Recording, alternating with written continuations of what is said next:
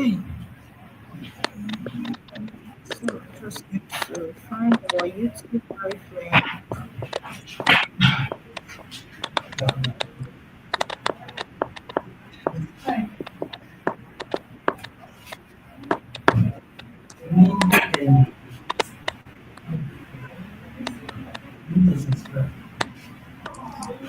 Yeah, that place is safe area. It's a area. But they are saying how about Macaulay Way behind the bank. Okay, hello everyone. Welcome, welcome, welcome. It's about Macaulay. That place is called about Macaulay. Hello everyone. Welcome, welcome. I'm so glad you are here with us today. Whether you are joining from your phone, your laptop, or tablet, wherever you are watching us from, About Macaulay. thank you for being part of this important conversation. My name is Jane Ezike, and I'm here representing Do Take Action. Today's session is part of the global 16 Days of Activism Against Gender Based Violence campaign, which runs from November 25th to December 10th every year. So, this is a time when people around the world unite to raise awareness and take action against violence affecting women, girls, and all marginalized genders. So this year, UN Women's Unite campaign team is very powerful. Unite to end digital violence against all women and girls. As we mark the 30th anniversary of the Beijing Declaration and Platform for Action, one of the most progressive agreements on women's rights, this year's focus is on one of the fastest growing forms of abuse, which is digital violence. Here at Do Take Action, we are taking action through our hashtag Do Take Action campaign under the theme Safe Spaces, Strong Voices, End Digital Violence Online and Offline. So digital violence affects women more than men, especially those with public visibility like activists, journalists, and young women. But it doesn't just affect public figures, it impacts everyday people in their DMs, on dating apps, in gaming spaces, and across social media. The connection between online and offline violence is real. Violence online is also violence offline, and we all deserve spaces, both digital and physical, where we feel secure, respected, and free from harm. And we all have voices that can challenge harmful behaviors, support survivors, and demand change. That is exactly why today's focus is on online love and friendship. What is healthy versus what is harmful. Because so much of how we connect, build friendships, find love, and unfortunately sometimes experience harm now happens in digital spaces. Before we dive in, I want everyone to remember that this is a safe space. If any of the topics we discussed today feel triggering or difficult, please feel free to take care of yourself. You can step away if needed, and we'll also share resources at the end. Feel free to also drop your questions in the comment section throughout our live session. We'll also have time for Q&A and also have time to go back to your questions. And if you find this helpful, share with friends and whoever might benefit too. So enough of the intro. Today we have an incredible guest. I'm excited to introduce our guest speaker for today. And we're joined by Miss Bila Ajoke Hamdalat, who brings invaluable expertise to this conversation. Bilal Ajoke Hamdalat is a distinguished biochemistry student at FUTA, breaking barriers as the first female NSBS chapter president. She leads as the Southwest ambassador, empowering girls and challenging misogyny on campus and in her community. Please join me in giving a warm welcome to Bilal Ajoke Hamdalat. Welcome and thank you so much for being here with us today.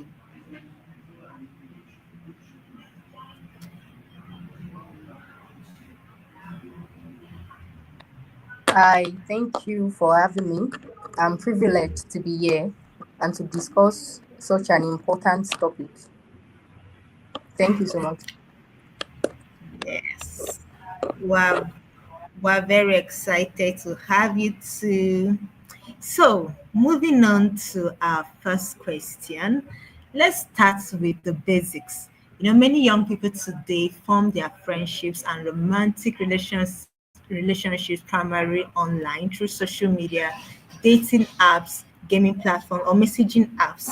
There are lots of messaging apps on the internet. Can you help us understand what makes a digital relationship healthy versus unhealthy? What are the green flags? Help me, help our audience to spot what the green flags are and what are the what red flags should we be looking for? Thank you so much. So, about the LD and the unLD digital relationships, the idea of the green flag, red flag is actually very easy to remember. When we are talking about green flag, like we mean LD digital relationship, a relationship that is supportive and all that. And I would like to give three instances based off the green flag. Say one, the person will respect your boundaries. Like if you say no, you can you're only available to chat within so period. Like okay, maybe after 8 p.m. I can't be online anymore. The person will understand that and they will respect you and they won't be bombarding you with okay, why won't you be available online after them? The other one is the person will encourage you, they will support you, they will celebrate your successes, they will motivate you, and they will never try to make you feel less of yourself or try to bring you down. Another instance is also space, like they respect your space. They understand that okay, you have a life offline. They will not try and control who you talk to, who you mingle with offline, and then maybe be constantly share me your location and all of that. Those are perfect examples of green flags. Now, moving on to the unhealthy digital relationships, say the red flags, they will pressure you. They will pressure you, they will control you, they will demand to know your password, say, okay, they want to go through all your accounts, your messages, and all of that. They will get angry at you if you are not replying immediately to them. They will constantly monitor your social media activity, maybe who is under your comments, who you are liking their post, and what's not. That is not a form of caring, actually. It is control. Another example for red flag is isolation. They will want to isolate you from your family, from your friends, and then they'll be saying things like, oh, I'm the only one that understands you, which is actually a particular example of manipulation. Like that's just like a big example of manipulation. Another example that I would also like to give under the red flag is instant intimacy and aggression. When someone is moving too fast, like intense love and affection, basically like love bombing you and all of you will see it. But then you feel like maybe this person is like me, but no, it is not like, and it is not love. It's just clear case of love bombing. When someone is showing you deep care and affection within days, and no, it's actually a sign for you to just cut off communication. Just slow things down, cut off communication. Like that's just it. Thank you.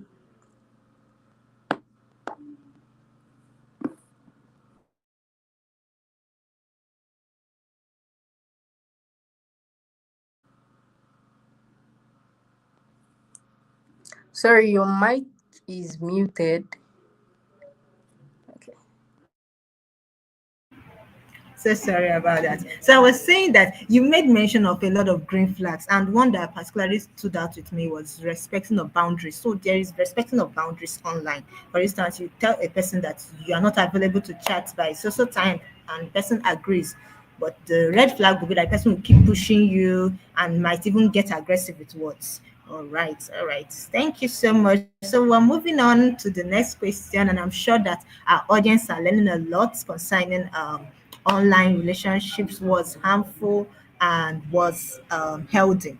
So, and you also mentioned some red flags, which includes them. Yes, you said something that stuck with me, and it says they will keep pressuring you that, oh, they are the only person that is good for you in your life at this moment. So that's very and they will seek to isolate you. So I think that's also a very key point. All right. We also have other ones. We also have another question. There are so many myths and misconceptions about online relationships and friendships. So, friendships, we're also hammering on friendships. Things like everyone online is a predator, or on the flip side, online love is just as safe as meeting someone in person. What are the biggest myths you encounter? What are the realities, both the opportunities and the dangers of forming connections online? Okay, thank you. I would like to give example of two myths. Actually, the huge, like the biggest myth among like young people online who particularly don't scroll, meaning that okay, like they are constantly online, constantly consuming content online, making it feel like okay, that's like the only reality to things. And is mostly not true in all cases. The first myth I would like to like give example on is people believe that okay, you can know everything about a person by looking at their profile. Like you can just go on Instagram and then you check someone's profile. Like that's not always true. Because in reality, a profile will only show you like the highlights of the person's life. You're only seeing what they want you to see. So it's just you only need time and then consistency with the person in real life to actually know the person's true character. So you can't just know someone by what you're seeing online. No. Like what you experience with them physically is actually like the best option for like knowing them. So like that's a myth that is not always true. Then the second myth is that online love is guaranteed to be more romantic than offline love. Maybe saying, no, this long distance relationship, but then you are seeing some content about someone living in fast pace, sending like gifts to their lover in another state and all of that. Not that it will not be true, but it is mostly not always true. Like it's mostly not always true because in reality, online space offers great opportunity. We all know that, but it's also like it also offers like great danger. So you have to remember that the same person who is kind to you online can also be a scammer in real life, can be a predator, can actually be emotionally unstable. Like you really do not know. The internet is just a tool. It does not and it will never guarantee happiness. It's just mostly a place where everybody just goes and then like pretend to be what they are not. So that's all I have about the myths and then realities about online spaces.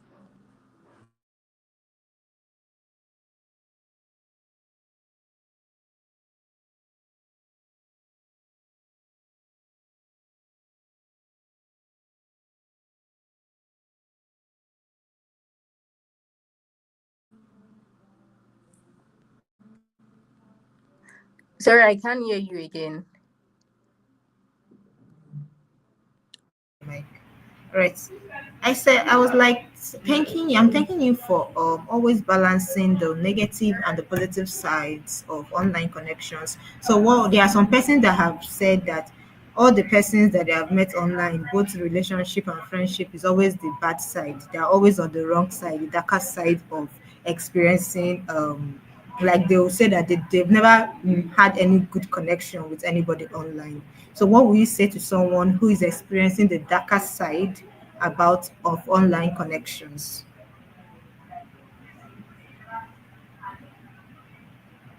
Basically, just say, like, take your time. Take your time to know the person. You don't just, I will build friendship first. Maybe like we that we use X a lot. It's a way that, okay, you can actually build communication before going into the DMs. Like, that's actually like the best way. Just see, there's always patterns to things. I tell people that the kind of post the person like retweet, the kind of way like they quote tweet, like you will actually see the pattern, like you see little patterns to who the person really is. So you can't just see someone constantly engaging like post that is like degrading or defaming someone, kind of like cyberbullying people, and then you will expect that the person is a good person. So it's just like that. Like just take your time before You just like say you want to be committed to anybody you're seeing online. So yes.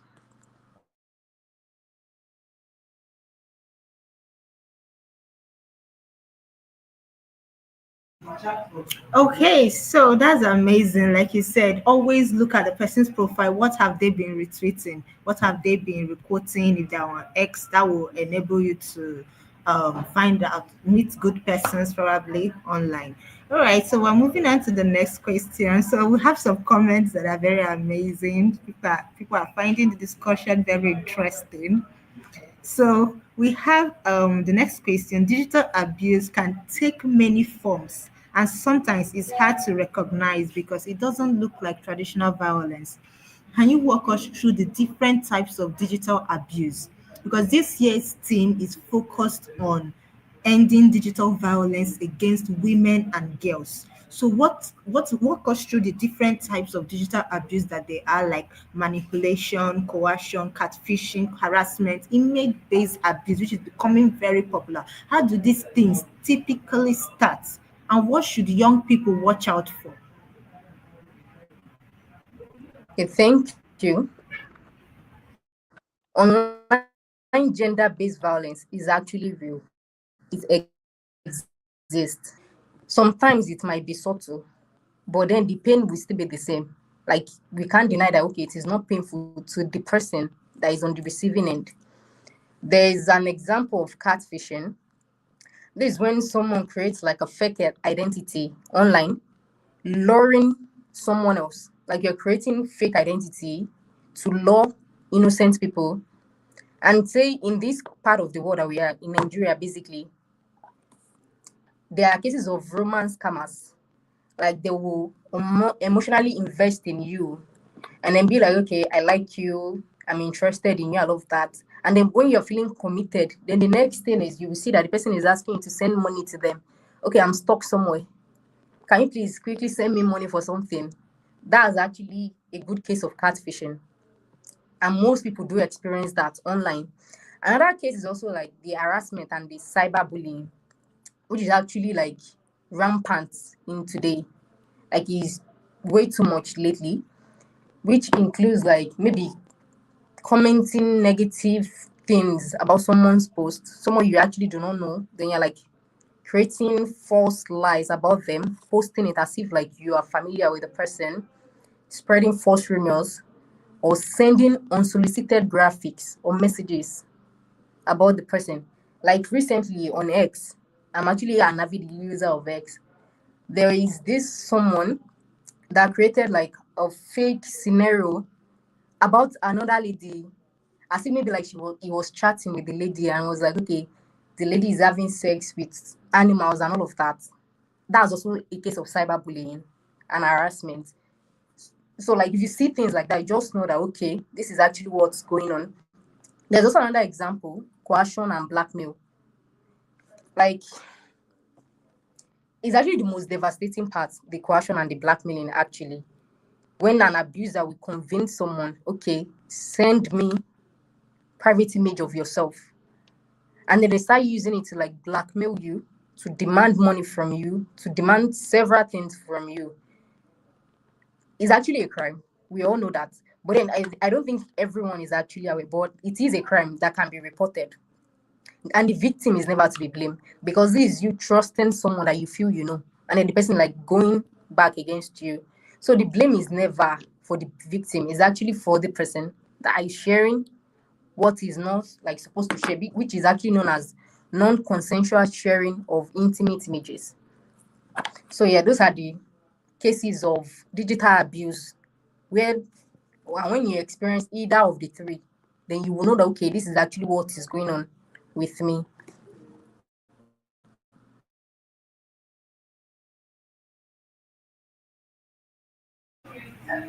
Wow, interesting. I'm learning a lot, and I'm sure that our viewers all over the world are also learning a lot. Like you said, catfishing. So this example, you gave an example, and this example illustrates how these situations can escalate. Some persons may not even know that what they are doing. Some of these abusers don't know that what they are committing a crime. So that is the purpose of this life. to help those who might be, in fact, to educate everyone on to know the signs of digital abuse. That person that is gaslighting you or trying to blackmail you to with your picture or whatever is an abuse, and you can report it. So you can report it. So this is a very important session. So let's shift to what people can actually do about it. If someone is watching and is new in this online friendship or relationship, or if they are concerned about their current situation, what are the concrete steps they can take? What are your top 2 to 3 tips for setting digital boundaries? How can women, girls protect their privacy online? And how can they respond to harassment, or how can they respond to harassment or suspects? How can they respond to harassment when they suspect a love scam? Thank you very much. So, like, 3 tips, like 3 practical safety tips that one can use to navigate online space and then the abuse that comes with it. The first tip will be to protect your privacy, like protecting privacy. You do not just share personal details, say your home address, your date of birth, your workplace, your school, to someone that you just met. Like, let it take time. Like, after a while, not just immediately. That, okay, you're just talking to someone, and then they're asking you personal information, and then you're just dropping it. No. Like, protect your privacy. It is very important. The second tip will be setting digital boundaries. If someone is insisting on you that, okay, you must reply me within so period, like if I text you before the next 5 minutes, you should reply me. Or that they are threatening you that, okay, they will leave that online relationship that they are with you. If you are not sharing intimate photos of yourself with them, you must cut them off. Healthy relationships will actually respect your time and comfort. We said that earlier. So just set clear rules for what you will and you will not do. It is that easy. And then since it is online, like it's actually very easy. And the step that will actually help you for the second tip will actually lead us to the third tip, which is like the screenshots and then the block action. If you're being harassed, if you're being blackmailed, do not panic and then do not give in to the demands. The first thing you do is to screenshot everything. We, the Gen Zs, we call it keeping receipts. Because like there are cases whereby some people delete or like they manipulate like certain conversations. So if you have your own screenshot with you, even if the person is trying to manipulate it later, then you can use your own to counter it. Basically, keeping receipt, just like screenshot everything. That will be your evidence. The second is to block and report. Each of these app, they have like a reporting icon on them. On WhatsApp, on X, on Instagram, like there is an option for you to block and then for you to report that account. You can't do that. Then the third one will be to speak up. Speak up to your friends, a trusted adult, any family member. You are not supposed to carry like the burden of being harassed or being blackmailed alone. Like you need to speak up and then you need to share with people so they will guide you and then they will help you as regards what to do. So that those are my tips. All right, that's amazing. So you gave us some practical tips. Protect your privacy. Don't just share your personal information to someone you're meeting for the first time online. And it's not just well, we're not just talking about the opposite gender. Even to the same gender, don't just share personal information immediately. Set digital boundaries, screenshot everything, like she said, very important. Screenshot that everything. Keep your own record of things, because nowadays they can use AI to manipulate your chats. And also block and report. You can block and report anybody who you are finding suspicious based on some of the tips that we've shared here. And then again, speak up and share with people. You don't need to go through anything you're going through related to abuse. You don't need to die with it. Learn to talk to someone that is close to you. Or all right. So many people are afraid to report. Some people may be afraid to report, and they because they will think that they will got into trouble or they will not be believed. So this is where taking screenshots comes in. Take screenshots of your chats. just in case it ever comes up. So we've talked about protection and we've talked about responding to harm, but let's not forget the internet can also be a force for good. The internet, we don't want to paint the internet as only dangerous. How can young people use digital spaces to build healthy, respectful friendships and romantic relationships? And importantly, how can we be good friends to people who might be experiencing digital gender-based violence? How do we support them?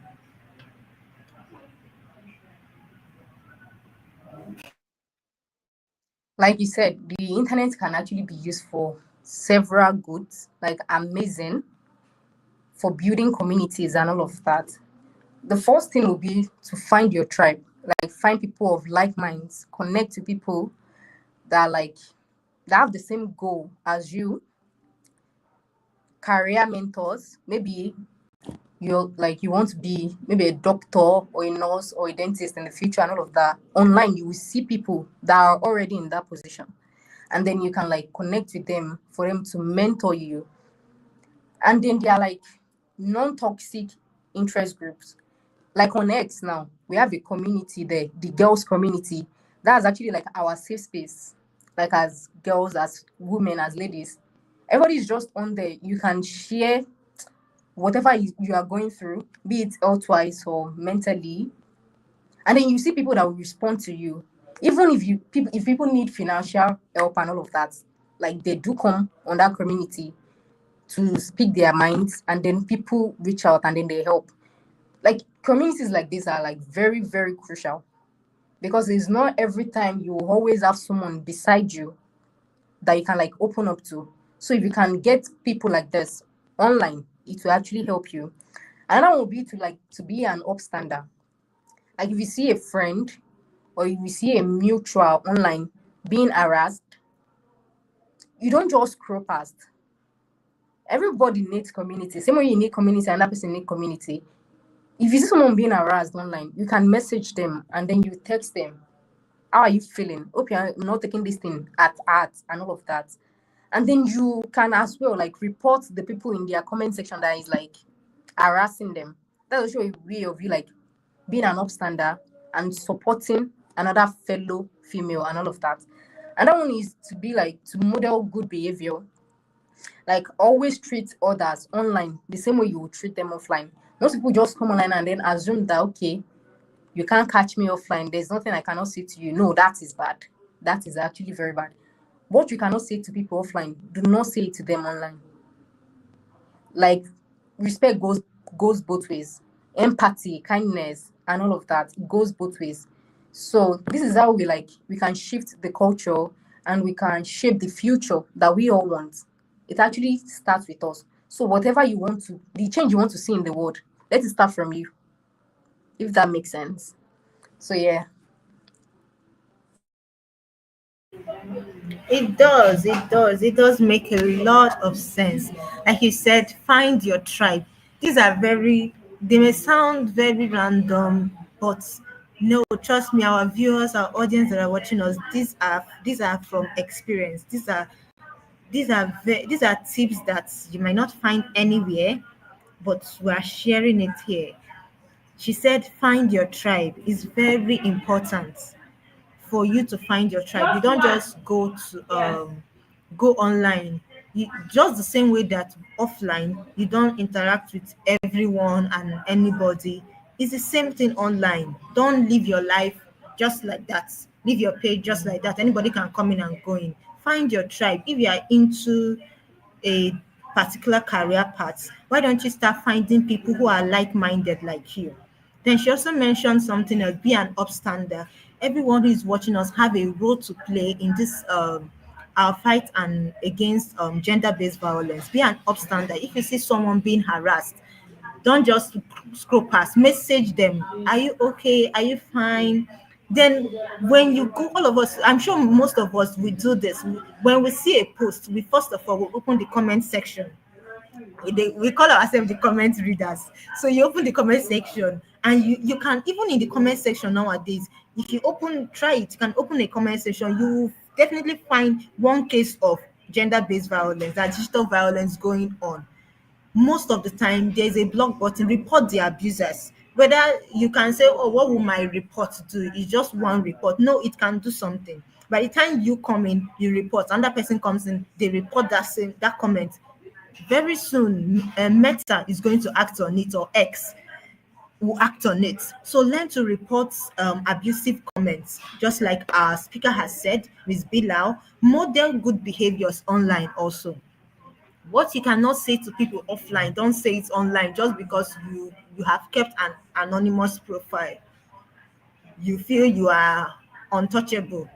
You can say anything online and get away with it. No, let's model good behaviors. All right, this I'm enjoying this conversation. And like she said, this is how we can shift the culture and take back the narrative by what we do individually online. So we also that this session has been incredibly informative. So I'm going to open up the comment section now. If you have questions, send in your questions. For instance, someone sent this message earlier. How do I know if someone I met online is who they say they are?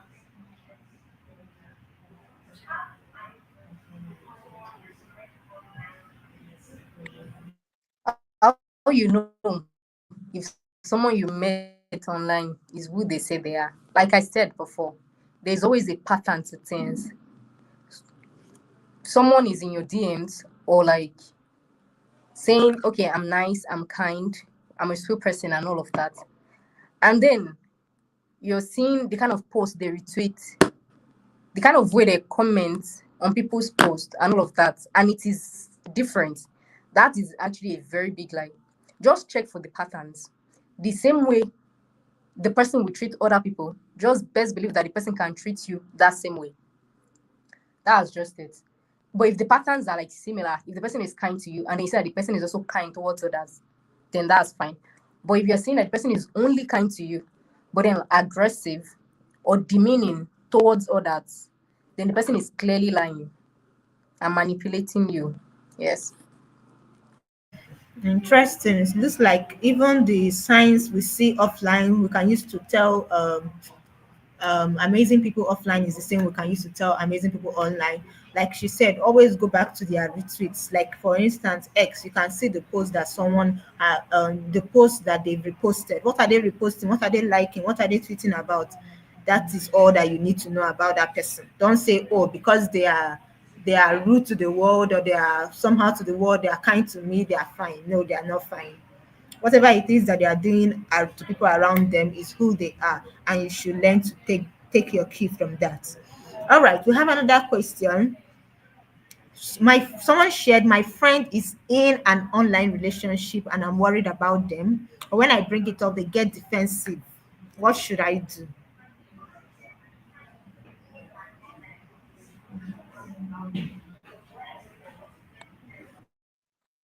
Sorry, I didn't get the question.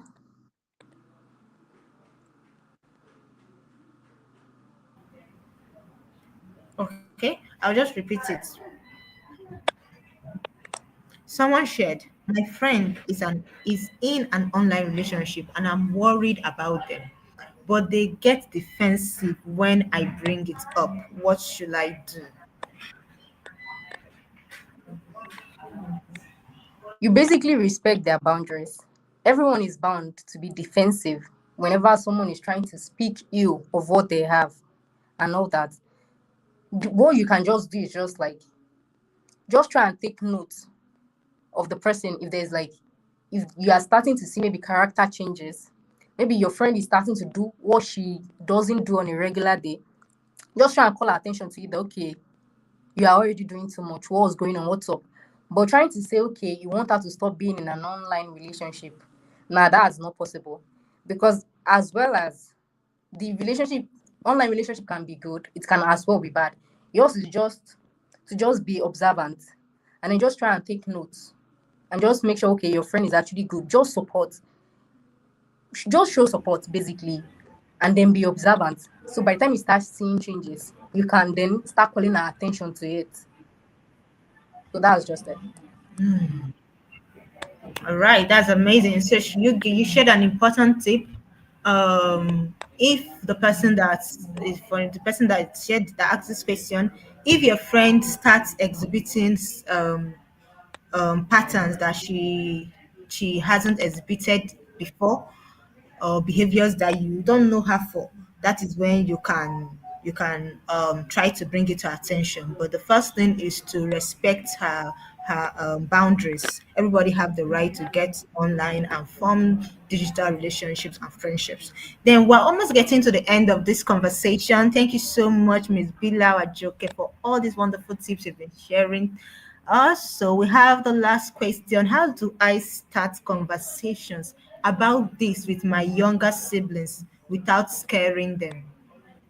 How do I start this conversation about this with my younger siblings without scaring them entirely? Basically just making them know the sort of world we live in now. It's not like they can't find love online. It's not like they can't find friendship online. We just communicate with them the kind of patterns that they should avoid. Like this, if they are seeing some sort of patterns, like the manipulations, the love bombing, and all of that, then like okay, they should know they should like cut off communications with that person.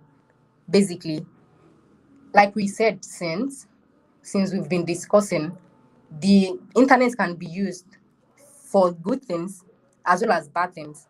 So it's just the pattern to things.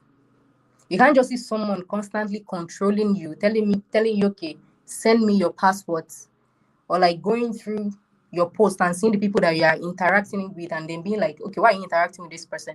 It's just patterns. Just explain these sort of patterns to them that okay, if you're seeing things like this, then this person is bad for you. You should like okay, move away and cut off communications with this person. It is just as easy as that. All right, that's such an incredible point. So, online relationships and friendship is not rocket science. You can find that was healthy. You can also find that was harmful by going through this video. You can go through this video again to learn the tips that we've mentioned before. We have mentioned some very amazing tips. The patterns are very clear.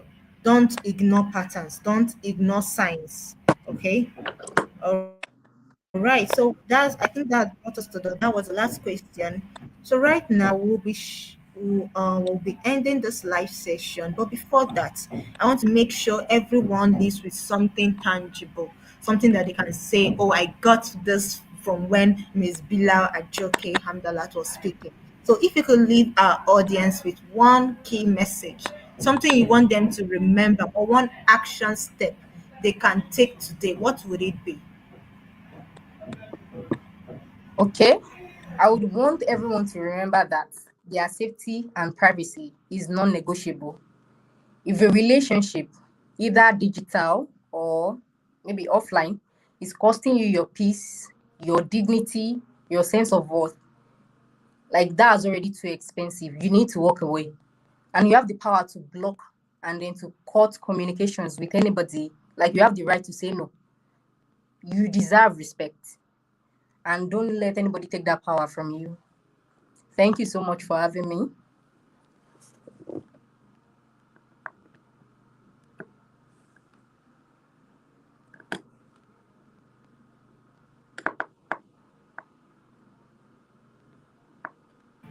No, I said, can you come again? I didn't really get the one key message that you said earlier. Sorry. That their safety and their privacy is non negotiable.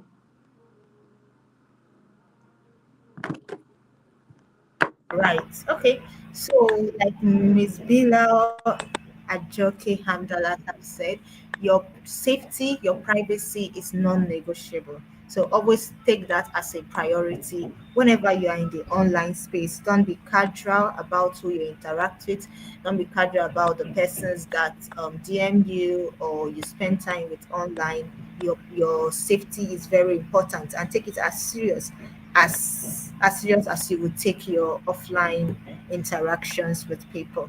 All right, thank you so much. That's one powerful point for all our viewers and to everyone that are watching.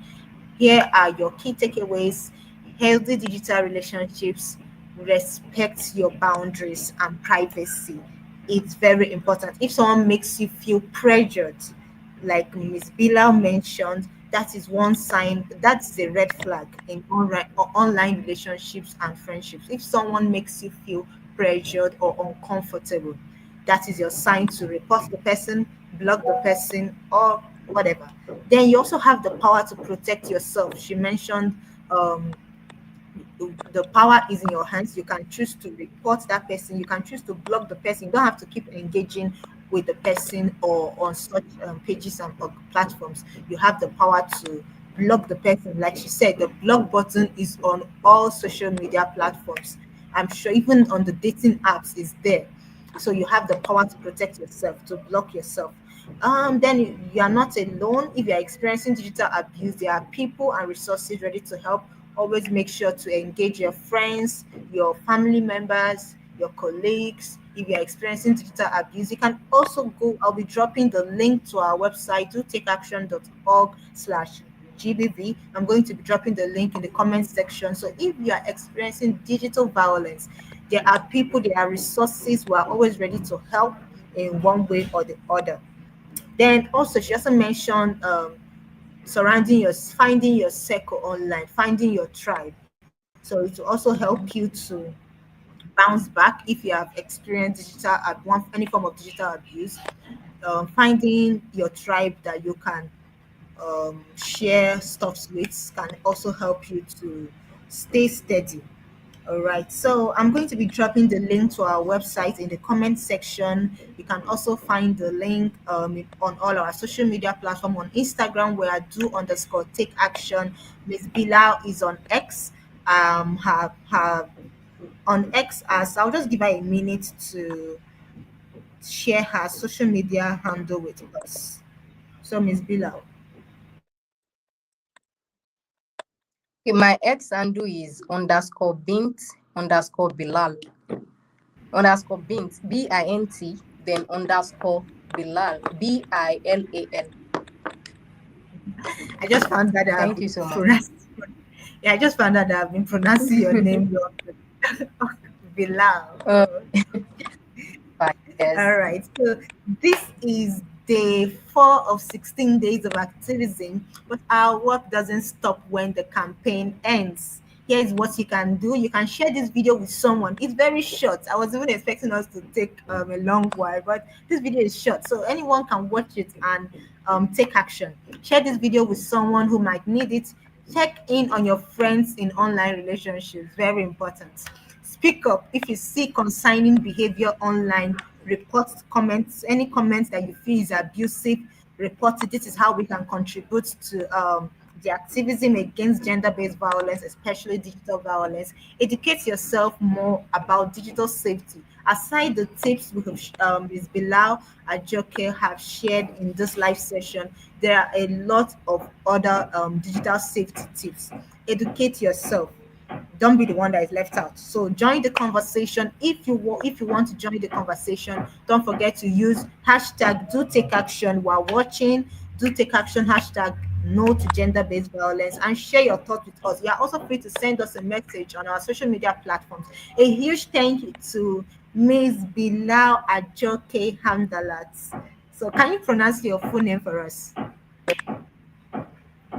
Bilal Ajoke Amdalat.